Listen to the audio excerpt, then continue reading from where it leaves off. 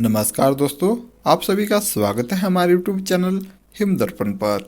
दोस्तों, आज हम बात करेंगे हिमाचल प्रदेश पुलिस एग्ज़ाम के बारे में, जिसमें कि आज हम इसका मॉक टेस्ट करेंगे। दोस्तों, इसमें आपको हिंदी और साइंस के मिक्स क्वेश्चन देखने को मिलेंगे। आप सभी जानते हैं कि एचपी पुलिस में हिंदी के 16 क्वेश्चन और साइंस के 8 क्वेश्चन देखने को मिलते हैं। तो उसी के अकॉर्डिंग आज हम इस मॉक टेस्ट को करेंगे।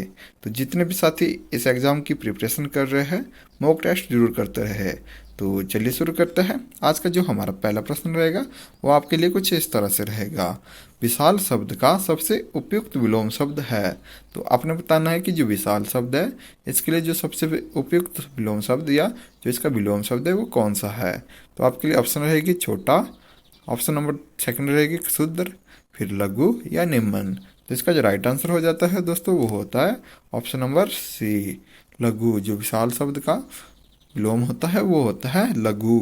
तो अगले क्वेश्चन की ओर चलेंगे। अगला क्वेश्चन आपके लिए कुछ इस तरह से है। परोपकार में उपयुक्त संधि का नाम है। तो आपने बताना है कि जो परोपकार शब्द है इसमें कौन सी संधि का प्रयोग हुआ है। तो ऑप्शन रहेगी आपके लिए विसर्ग संधि, गुण संधि, वृद्धि संधि या यण संधि। तो इसका जो राइट आंसर रहेगा दोस्तों वो रहेगा ऑप्शन नंबर बी, गुण संधि। दोस्तों, जो आपके लास्ट में जितने क्वेश्चन बनते हैं आपने कमेंट करके जरूर बताना है कि टोटल यहाँ पे आप हमने 24 क्वेश्चन लिए हैं, 24 क्वेश्चन में आपके कितने क्वेश्चन सही होते हैं आप हमें कमेंट करके जरूर बताएं। तो अगले क्वेश्चन की ओर चलेंगे। अगला क्वेश्चन है स्त्री पुरुष का जोड़ा कहलाता है। तो मोस्ट इंपॉर्टेंट क्वेश्चन है दोस्तों, और इसी तरह के क्वेश्चन आपको एग्जाम में देखने को जरूर मिलते रहते हैं। तो आपके लिए ऑप्शन रहेगी दंपति, माननीय, विदुर या प्रियदर्शी। तो जो स्त्री और पुरुष का जोड़ा होता है वो क्या कहलाता है, वो कहलाता है दंपति। तो इसका राइट आंसर क्या हो जाता है ऑप्शन नंबर ए। तो अगले क्वेश्चन की ओर चलेंगे। अगला क्वेश्चन है अपना किया पाना मुहावरे का अर्थ बताइए। मोस्ट इंपॉर्टेंट क्वेश्चन है दोस्तों। इस तरह के क्वेश्चन जरूर आपको एक या दो देखने को मिलेंगे। तो आपके लिए जो ऑप्शन रहेगी वो रहेगी शर्मिंदा होना, परेशान करना, अन्याय करना या कर्म का फल भोगना। तो आपने दोस्तों इस जो क्वेश्चन का आंसर है आपने हमें कमेंट करके बताना है अपना किया पाना मुहावरे का अर्थ क्या होता है। तो क्वेश्चन नंबर 4 का जो आंसर है वो आप हमें कमेंट करके बताइएगा। तो चलिए नेक्स्ट क्वेश्चन की ओर चलेंगे। नेक्स्ट क्वेश्चन है विज्ञान शब्द में प्रयुक्त उपसर्ग है। तो आपने बतानी है कि जो विज्ञान शब्द है इसमें कौन सी उपसर्ग का प्रयोग किया गया है। तो आपके लिए ऑप्शन रहेगी विग, ज्ञान या वी या अन्न। तो इसका जो राइट आंसर होगा दोस्तों वो होगा ऑप्शन नंबर सी, विज्ञान शब्द में वी उपसर्ग है। तो इसमें दोस्तों साथ में बताऊं, जो शब्द होता है इसमें जो आगे वाले वर्ड होते हैं वो उपसर्ग होती है और लास्ट में जो प्रयोग में लाया जाता है वो प्रत्यय होता है। तो अगले क्वेश्चन की ओर चलेंगे। अगले क्वेश्चन में बताना है आपने भाववाचक संज्ञा बनाइए। तो आपने बताना है कि इन जो शब्दों को आपके सामने रखा है इनमें भाववाचक संज्ञा का कौन सा उदाहरण है। तो इस तरह से क्वेश्चन में आपको देखने को जरूर मिल सकते हैं। तो आपके लिए ऑप्शन रहेगी लड़कापन, लड़काई, लड़कपन या लड़काईपन। तो इसका जो राइट आंसर होगा दोस्तों वो होगा ऑप्शन नंबर सी, लड़कपन। तो अगले क्वेश्चन की ओर चलेंगे।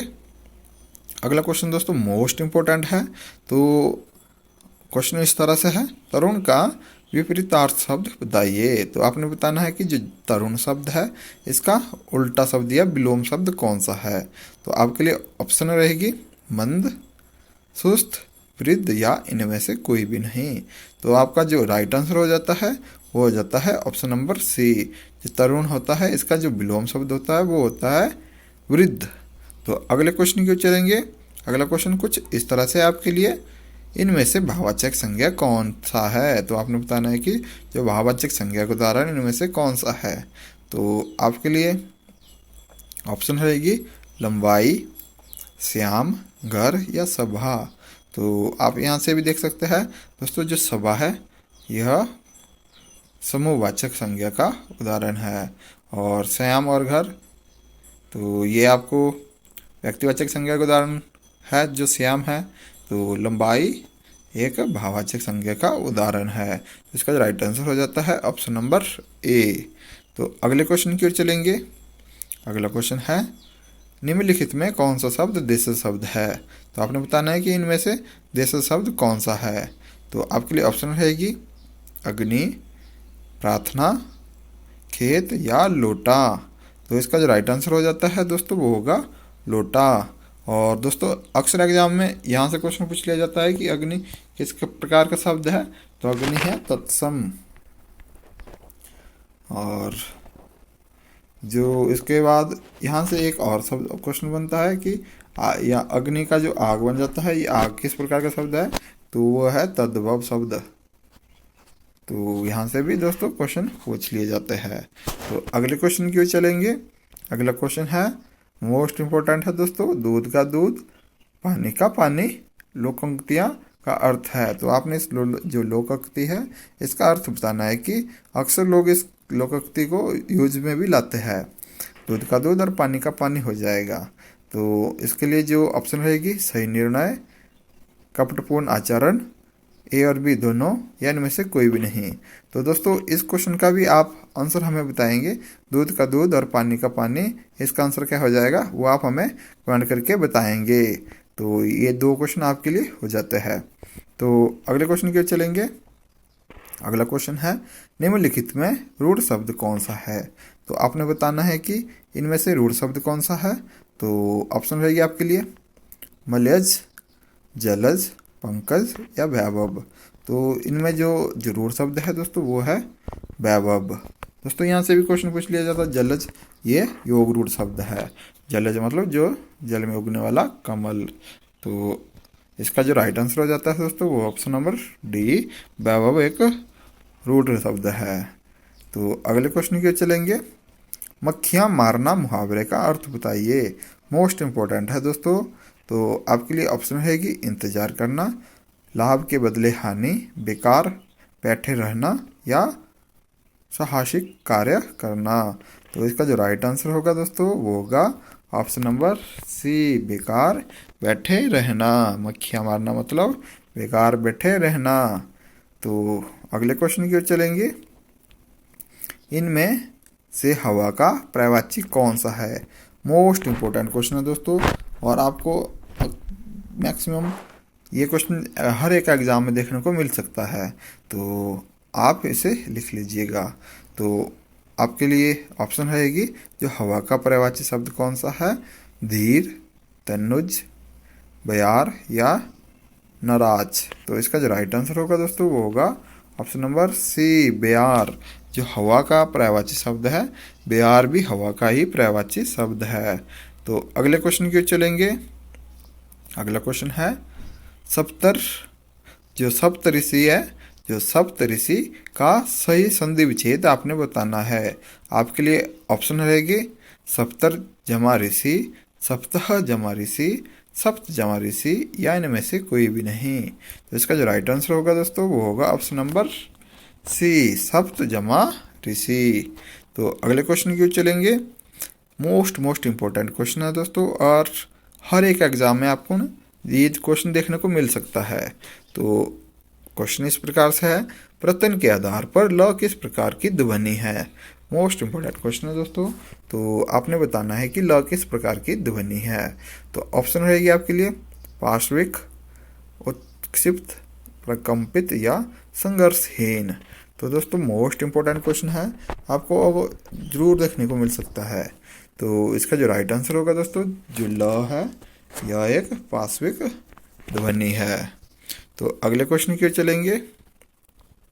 अगला क्वेश्चन है श्याम सोता है, यह कौन सी क्रिया है। तो आपके लिए ऑप्शन रहेगी अकर्मक क्रिया, सकर्मक क्रिया या इन ए और बी दोनों या इनमें से कोई भी नहीं।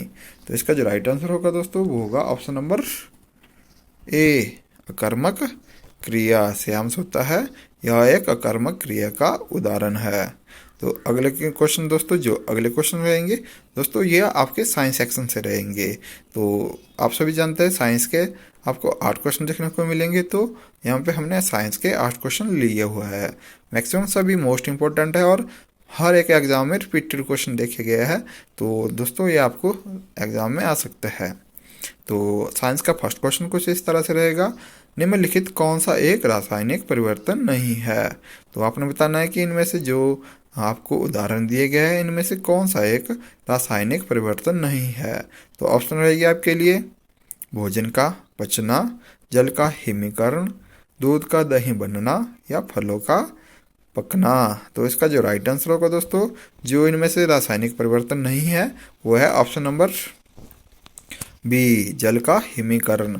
यह एक रासायनिक परिवर्तन नहीं है। बाकी जो इसमें उदाहरण दिए गए हैं ये सारे रासायनिक परिवर्तन है। तो इसका राइट आंसर हो जाता है ऑप्शन नंबर बी। तो अगले क्वेश्चन देखेंगे। अगला क्वेश्चन कुछ इस तरह से है, विनेगर का मुख्य घटक क्या है। तो आपके लिए ऑप्शन रहेगी एस, कार्बनिक acid, citric acid, acetic acid या इनमें से कोई भी नहीं। तो दोस्तों मोस्ट इंपॉर्टेंट क्वेश्चन है और इस तरह के क्वेश्चन एचपी पुलिस में हर बार देखने को मिलते हैं। तो इसका जो राइट आंसर होगा दोस्तों वो होगा ऑप्शन नंबर सी, जो विनेगर है इसमें मुख्य घटक सिट्रिक एसिड पाया जाता है। तो अगले क्वेश्चन की ओर चलेंगे। अगला क्वेश्चन दोस्तों ये भी मोस्ट इंपॉर्टेंट है, विटामिन बी 12 में मौजूद धातु है। तो आपने बताना है जी विटामिन बी 12 होती है, इसमें मुख्यतः कौन सी धातु पाई जाती है। तो आपके लिए ऑप्शन रहेगी मैग्नीशियम, सेकंड ऑप्शन रहेगी मैग्नीज, कोबाल्ट या लोह। तो विटामिन बी 12 में आपको कोबाल्ट जो धातु है वो देखने को मिलती है। तो इसका जो राइट आंसर हो जाता है ऑप्शन नंबर सी। तो अगले क्वेश्चन की ओर चलेंगे। तो अगला क्वेश्चन दोस्तों यहाँ पे कुछ मिसप्रिंट हो गया है। तो कोशिका का आत्मघाती थैला है। तो आपने बताना है कि जो कोशिका है इसका आत्मघाती थैला कौन कहलाता है। तो आपके लिए ऑप्शन रहेगी न्यूक्लियोसोम, राइबोसोम, गोल्गी काय या लाइसोसोम। मोस्ट इंपॉर्टेंट क्वेश्चन है दोस्तों। तो इसका जो राइट आंसर होगा वो होगा ऑप्शन नंबर डी, लाइसोसोम। जो कोशिका का जो आत्मघाती थैला होता है वो लाइसोसोम कहलाता है। तो अगले क्वेश्चन की ओर चलेंगे। जरूरी क्वेश्चन है दोस्तों, पुरुषों में कितने जोड़े पसलियां पाई जाती है। तो आपने बताना है कि पुरुषों में कितने जोड़े पसलियां पाई जाती है। तो आपके लिए जो ऑप्शन रहेगी वो कुछ इस तरह से रहेगी 10, 14, 11 और 12। तो इसका जो राइट आंसर होगा दोस्तों वो होगा ऑप्शन नंबर डी, 12। तो पुरुषों में 12 जो जोड़े हैं पसलियां पाई जाती है। तो अगले क्वेश्चन की ओर चलेंगे। अगला क्वेश्चन है दोस्तों, इंसुलिन एक प्रकार का है। तो आपने बताना है कि इंसुलिन क्या है एक प्रकार का। मोस्ट इंपॉर्टेंट क्वेश्चन है। तो ये कवक है, लवण है, हार्मोन है या विटामिन है। तो दोस्तों जो इंसुलिन है ये एक प्रकार का हार्मोन्स है। तो इसका राइट आंसर हो जाता है ऑप्शन नंबर सी। तो अगले क्वेश्चन की ओर चलेंगे। अगला क्वेश्चन दोस्तों मोस्ट इंपॉर्टेंट है, तो आपको जरूर देखने को मिल सकता है। तो मानवों में पित्त का संग्रहण होता है। तो आपने बताना है कि जो मानवों में पित्त का संग्रह कहाँ होता है। तो ऑप्शन रहेगी आमाशय में, यकृत में, पित्ताशय में या इनमें से कोई भी नहीं। तो इसका जो राइट आंसर होगा दोस्तों वो होगा ऑप्शन नंबर सी, पित्ताशय में। जो मानव में जो पित्त का संग्रहण होता है वो होता है पित्ताशय में। तो अगले क्वेश्चन की ओर चलेंगे। अगला क्वेश्चन दोस्तों, वर्मी कंपोस्ट एक है। तो आपने बताना है जो वर्मी कंपोस्ट होती है वो क्या है। ऑप्शन रहेगी सिंथेटिक खाद, कार्बनिक, बायो उर्वरक, अकार्बनिक उर्वरक या इनमें से कोई भी नहीं। तो इसका जो राइट आंसर होगा दोस्तों वो होगा ऑप्शन नंबर बी, कार्बनिक बायो उर्वरक। तो दोस्तों आपको हमारी वीडियो अच्छी लगी हो तो अपने दोस्तों को इस वीडियो तक जो एचपी पुलिस एग्ज़ाम की तैयारी कर रहे हैं उन तक दोस्तों इस वीडियो को जरूर पहुंचाएं। और जो हमारे चैनल पे पहली बार विजिट कर रहे हैं उन सभी से रिक्वेस्ट रहेगी कि हमारे चैनल को जरूर सब्सक्राइब करें। और साथ में दोस्तों जो आपका 24 क्वेश्चन में कितना स्कोर रहा आपने हमें कमेंट करके ज़रूर बताना है। तो इससे हमें दोस्तों मोटिवेशन भी मिलती है, जिससे कि आपकी हेल्प भी हो रही है और हमें मोटिवेशन भी मिलती रहती है। तो हमारे चैनल को जरूर सब्सक्राइब करें और अगली वीडियो की नोटिफिकेशन पाने के लिए बेल आइकन को जरूर प्रेस करें। तो मिलते हैं दोस्तों नेक्स्ट वीडियो में, तब तक के लिए थैंक यू।